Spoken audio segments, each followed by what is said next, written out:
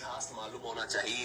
यूं कांग्रेस की आलोचना नहीं करनी चाहिए। कांग्रेस ने बहुत सारे काम किए इन 70 सालों में। तो ध्यान से सुनना, पाकिस्तान बनाया मुसलमानों के लिए, बांग्लादेश बनाया मुसलमानों के लिए, धारा 370 చూడు పాకిస్తాన్ ఈ పొద్దుగాలేస్తే దేశ విభజన కాంగ్రెస్ చేసిందని అంటారు చెత్త నా కొడుకులు. 2 నేషన్ థియరీ కింద దేశాన్ని మతం ఆధారంగా 2 ముక్కలు చేయమని చెప్పింది ఈ బీజేపీ ఆర్ఎస్ఎస్ గాడిద కొడుకులే. నేను అబద్ధం చెప్తే మీకు అనిపిస్తే 2 నేషన్ థియరీ అని చదవండి, గూగుల్లో సెర్చ్ చేయండి, యూట్యూబ్లో సెర్చ్ చేయండి, లేకపోతే మీకు తెలిసిన ప్రొఫెసర్ని కానీ మేధావులను అడగండి. 2 నేషన్ థియరీ కింద ముస్లింలకి ఇది పాకిస్తాను హిందువులకి హిందుస్థాన్ ఇమని ఎవరు చెప్పినరు? బీజేపీ ఆర్ఎస్ఎస్ వల్ల అవునా కాదా మీరు తెలుసుకోండి. ఇప్పుడు ఉన్నటువంటి నార్త్ వెస్ట్ ప్రావిన్స్ అంటే సింధు బెలుచిస్తాన్ పాకిస్తాన్ ప్రాంతాల్లో, అదేవిధంగా ఇప్పుడున్నటువంటి ఇప్పుడు ఈస్ట్ బెంగాల్ వెస్ట్ బెంగాల్ అంటే అప్పుడున్న ఉమ్మడి బెంగాల్. ఓకే, సో ఆ ప్రాంతంలో ముస్లిం లీగ్ తో కలిసి గవర్నమెంట్ ఎవరు ఫామ్ చేశారు? ఇదే బీజేపీ ఆర్ఎస్ఎస్ సంబంధించిన వాళ్ళు కాదా? ఇదే హిందూ మహాసభ కాదా? ఇదే సావర్కర్ కాదా? సో వాళ్ళు దేశాన్ని ముక్కలు చేయమంటే గాంధీ గారు తీవ్రంగా వ్యతిరేకించారు. హంగర్ స్ట్రైక్ చేశాడు కలకత్తాలో. కాంగ్రెస్ లో ఉన్న అందరూ వ్యతిరేకించారు. కానీ ఆ ముస్లిం లీగ్ వాడు బ్రిటిష్ వాడితో కుమ్మక్కై, సో అదొక కుట్ర ప్రకారం ఊచకోతలు చేస్తూ గ్రౌండ్ లో పోలీసులను పెట్టకుండా దేశాన్ని ముక్కలు చేసేస్తూ ఇక ఊచకోతలు ఆపడానికి ఒప్పుకోవాల్సి వచ్చింది. ముస్లిం లీగ్ వాళ్ళు ఊచకోతలకు హిందువులను కోసారు, ఆ ముస్లింలని ఈ యొక్క హిందూ మహాసభ వాడు కోసాడు. సో ఇరు దిక్కుల అందరూ మన వాళ్ళే, అందరూ భారతీయులే. కాబట్టి ఈ మానవ హననం ఆగాలి, హిందువుల చావులు ఆగాలి, ముస్లింల చావులు ఆగాలని చెప్పి మనకు నచ్చకపోయినా ఒప్పుకున్నాం. ఇదంతా చేయించింది ఎవడు? ఇదే హిందూ మహాసభోడు, అదే ముస్లిం లీగ్ వాడు, అదే యొక్క బ్రిటిష్ వాడు. వీళ్ళు ముగ్గురు ఏకమయ్యారు. ఆ ముగ్గురు కలిసే ఇప్పుడు నేను చెప్పిన కదా, హిందూ మహాసభ ముస్లిం లీగ్ వాడు కలిసి గవర్నమెంట్ ఫామ్ చేశారు ఇప్పుడున్న బెంగాల్. ఓకే, అట్లనే ఇక్కడ సింధు బెలుచిస్తాన్ దగ్గర అంటే ఇప్పుడున్న పాకిస్తాన్, ఈస్ట్ పాకిస్తాన్ 2 దిక్కుల బార్డర్. మళ్ళీ ఇక్కడ పంజాబ్ బార్డర్, లాహోరు పంజాబ్ బార్డర్, ఇక్కడనేమో ఈ యొక్క ఇది కలకత్తా. సో 2 బార్డర్లలో ఊచకోతలు కోసింది ఎవరు? ముస్లిం లీగ్ వాళ్ళు, హిందూ మహాసభ వాళ్ళు. అప్పుడు ఇప్పుడు దేశంలో హిందూ ముస్లింలు అన్నదమ్ములకు కలిసి ఉంటే ఈ కొట్లాట అసలు ఈ భారతదేశంలో హిందూ ముస్లిం ఫీలింగ్ తెప్పించి కొట్లాటలు స్టార్ట్ చేసింది ఎవరు? ఇదే మరాఠాలు, బాపనోళ్ళు, పేష్వాలు. అంతకుముందు లేకుండే శివాజీ మహారాజ్ కాలంలో కూడా హిందూ ముస్లింలు అన్నదమ్ములకు కలిసి ఉన్నారు.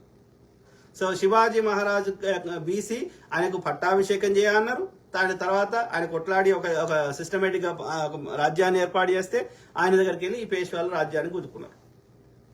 వాళ్ళకి 2 అన్నదమ్ముల మధ్య కొట్లాడ పెట్టారు. ఒకరికేమో సతారాల యొక్క ఇది వాళ్ళ ఒక వర్గం వారిని ఆ ఛత్రపతి, ఇంకో వర్గం వారిని ఇక్కడ ఇది మన యొక్క రాయ్గఢ్ లో. సో ఇక ఇది వీడేమో పూనాల ఈ పేష్వాలు. మొత్తం వాళ్ళు నామకే వాస్తు వాళ్ళు ఛత్రపతులు. సో మొత్తం పరిపాలన ఓడి చేసిండు వీళ్ళే పేష్వాలు, బాపనోళ్ళు. సో వాళ్ళు ముస్లింలను ఊచకోత కోయడం స్టార్ట్ చేశారు. ఎందుకని?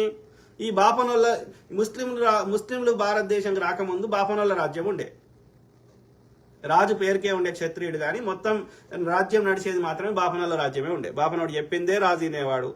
దేశ సంపద అంతా బాపనోళ్ళ దగ్గర ఉండే. ముస్లిం రాజులు భారతదేశంకి వచ్చిన తర్వాత బ్రాహ్మణుల యొక్క ఆధిపత్యం తగ్గిపోవడం వల్ల ముస్లింల మీద పగబెట్టుకున్నారు. వీడు ఉంటే మనకు కలవదని చెప్పి వీళ్ళందరినీ చంపేయాలి లేకపోతే ఎలగొట్టాలి అని అప్పుడు ఇప్పుడు అదే పగ కొనసాగుతున్నది. ఇలా హిందూ రాష్ట్రం అంటున్నారు. అంటే ఏంది? 84% భారతదేశంలో హిందువులు ఉన్నాక అది హిందూ రాష్ట్రం కాదన్నట్టు వాని భాషలో. ఎందుకంటే 100% హిందువులు ఉండాలి అంటే ఏం చేయాలి? మిగతా 10-15% ఉన్న వాళ్ళని ఏం చేయాలి? అయితే వానికి మళ్ళీ కన్వర్ట్ అని చేయాలి, లేకపోతే ఊచకొత్తగా వేయాలి. వాడు కన్వర్ట్ కాకపోతే ఊచకొత్తగా వేయాలి, అంతే కదా.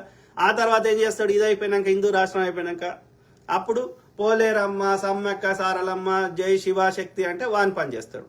లాస్ట్ కోడ్ ఉండాలి, అందరు జై శ్రీరామ్ అనాలి, అందరిని లోబట్టు పెట్టుకోవాలి.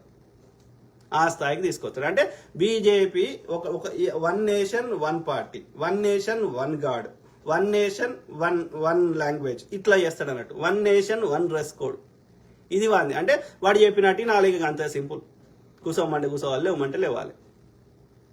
వాడు రాసుకున్న పుస్తకం ప్రకారం, వాడు రాసుకున్న మనధర్మ శాస్త్రం ప్రకారం వాడు బ్రాహ్మణుడు ఒక్కడే పైన ఉండాలి.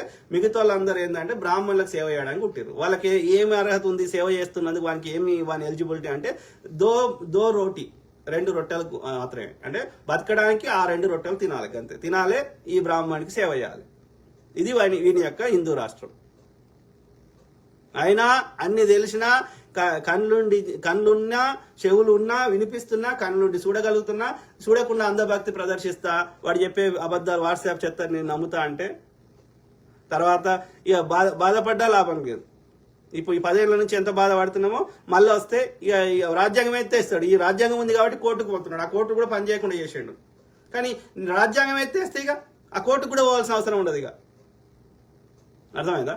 ఎందుకురా మా బతుకులు ఇట్లున్నాయంటే, నువ్వు పూర్వజన్మలో పాపం చేసినావు కాబట్టి నువ్వు ఇట్లా పుట్టినావు. నెక్స్ట్ టైం మంచి కర్మ చేస్తే పాపం లెక్క కొడతావు, అప్పుడు నువ్వు అనుభవిస్తావు అని చెప్పేటోడు మనకి. అర్థమైందా? నువ్వెందుకు బ్రాహ్మణ్ లెక్క అట్లా సుఖపడాలి, నేనెందుకు శూద్రుని ఇట్లా బాధపడాలి అంటే వాడిని తీరి అట్లా. అసలు పూర్వజన్మ ఉన్నదా, అది ఏడున్నది, ఏంది ఎవరిని తెలియదు. కానీ వాడు మనకు ఒక చెత్త నింపడం అన్నట్టు. వాడు పైన ఉండడం కోసం మనకి చెత్త నింపడం. ఉన్నదా? చూపెడతావు ఏదన్నా? చూపెట్టు నరకం ఏడుతో, చూపెట్టు స్వర్గం ఏడుందో. కైలాసం భూమి మీద ఉన్నప్పుడు స్వర్గం నరకం కూడా భూమి మీదనే ఉంటాయి. అవే అంటే అప్పుడు వీడు క్రియేట్ చేసినాయి ఆ స్వర్గము నరకం అనేటివి భూమి మీద అన్ని క్రియేట్ చేసిండు అన్నట్టు ఈడే. అర్థమైందా? ఎక్కడ పైన లేవు అవి. ఓకే, ఈ బాపనోడు క్రియేట్ చేసి వాడికి నచ్చదని అట్లా ఇబ్బంది పెట్టిండని అర్థం. వాడు లాజికల్ క్వశ్చన్ చెప్తేనేడు కూడా కాదు, వాడి లాజికల్ క్వశ్చన్ అడిగితే తప్పు అంటే వాళ్ళని శిక్షించండి వాడు. ఇది పరిస్థితి.